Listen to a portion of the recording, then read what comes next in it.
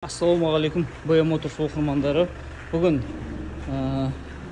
батыстан Қуаныш ағамызға осы BMW G30 M Sport комплектациясында машинаны тексеруге келдік. Машина идеальный состояниеде.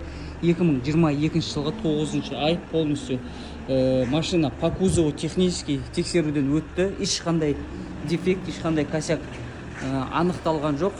Машинаның өзіне келетін болса, комплектациясы M Sport, алдыңғы парктроник, дистроник, 19-дық Goodyear баллон, идеальное состояние, да, суппорттары M суппорт, повторитель поворотника, бесключевой доступ, так, мокрый асфальт цвет, еще қара кожаный салонда, Harman Kardon, аудиосистема, полностью электропакет, память сиденья, плавающие сиденья.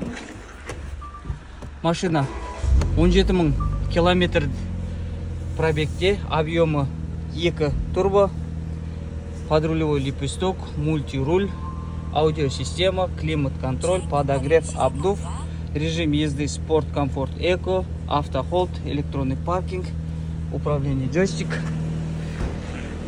Артқа кішкентай терезеде де шторка, үлкен терезеде де шторка. Артқа так терезелер полностью доводчикпен, климат контроля, подлокотник, подстаканник, 2 Type-C разъем, телефон қуаттағыш.